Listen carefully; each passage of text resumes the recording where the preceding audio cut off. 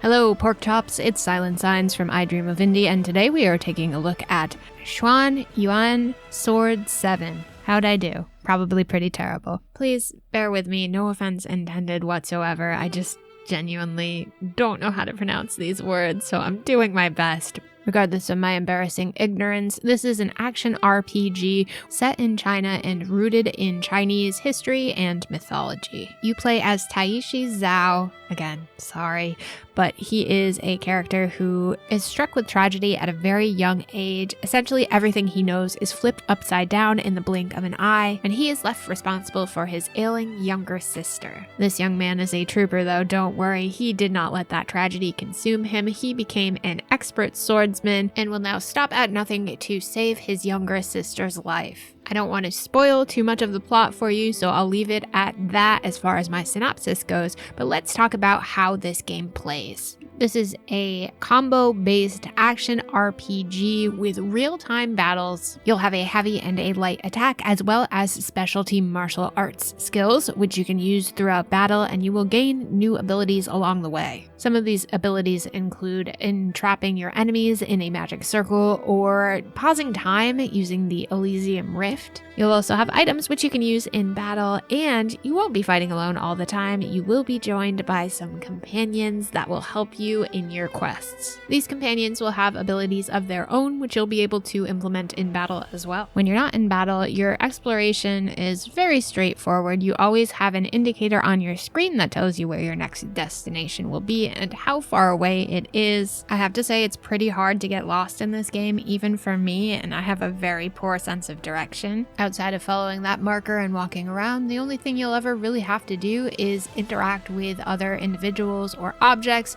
using the circle button, which I do have to say, I wish that the platforming elements of this game were a little bit more hands-on. Essentially, when you walk up to a cool looking cliff and it looks like you have to climb up, all you do is press the circle button and he'll basically climb up in a cutscene, which I imagine probably takes some of the frustration out of navigating this landscape, but it also takes some of the fun out of it. You can collect currency throughout your battles and encounters, which you can use in shops that you'll find scattered about the environment. You can purchase raw materials, or you can purchase items for your specific characters. You'll be able to save your progress and rest at campsites that are scattered about as well. At any point in the game outside of battle, of course, you also have another menu system where you have access to your inventory, as well as the Elysium, where you can kind of fuse together materials, upgrade weaponry. This is my first experience with this long-standing series, and I have to say it was very easy to jump right into.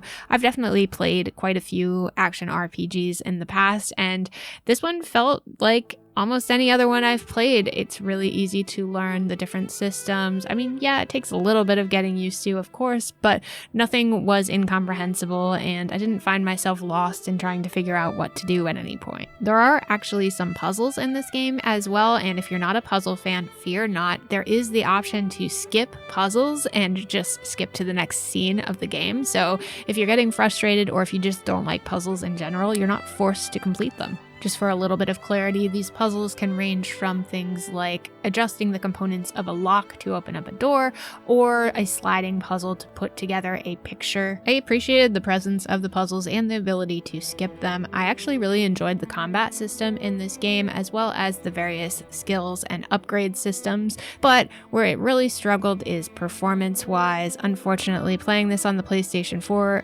I don't think is going to be your best bet. Cutscenes ran fine, and there are quite a few cutscenes, but when you're just wandering around the landscape, you do have some frame rate dips that are pretty severe. I also ran into the same issue in combat. It definitely doesn't hold at 60 frames per second. And also, load times are atrocious. I know I've been spoiled because I've played so many games on PC now, but I can't sit there every time I die at the hands of a boss enemy and wait for a minute and think about what I've done. I just can't. As far as the actual environments themselves, the landscapes, the lore of this game, I think they hit the nail right on the head. I love the story that they're telling. I was immediately invested in this character, and a lot of this history and lore really shines through in the graphical presentation. There's some gorgeous, lush landscapes that you're going to be navigating. You have these wonderful looking temples in the background and villages, and everything looks very organic and nice. The performance really hinders my enjoyment of that because you have textures popping in and out. I can just imagine this on PC, and it must be wonderful. Tell me what it's like. The character animations are decent though. The facial animations aren't bad. They could do with a little bit more emotion to them, but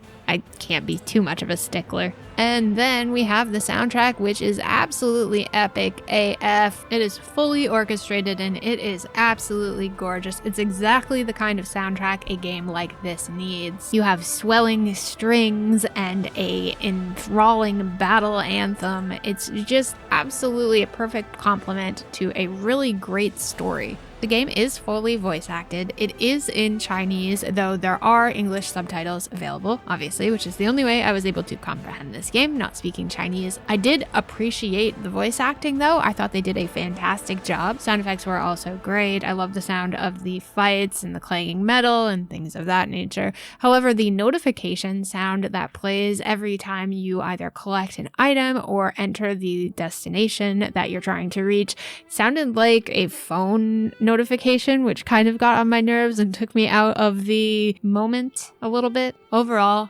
this is a great game that I don't regret playing. However, I do regret playing it on the PlayStation 4. That's really all I have to say. It's really the performance that holds it back here. It takes you out of the moment, and I think it's just going to be a better experience on the PC. But if console is your only option and you can kind of set aside the performance issues for an interesting story with some fun mechanics, then give this one a go.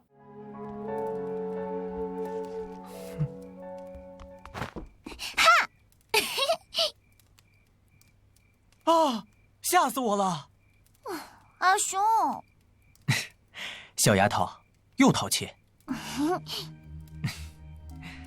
来，坐着喝。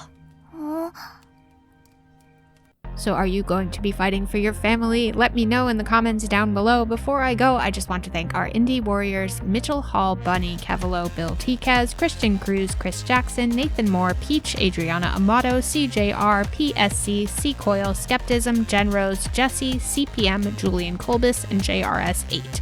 Thank you all so much for your support. Thank you for watching this video. If you haven't already, don't forget you can subscribe down below so you don't miss any reviews or previews, and check out the description box if you'd like to see how to become an indie warrior yourself. Thanks again for watching. I'll see you next time.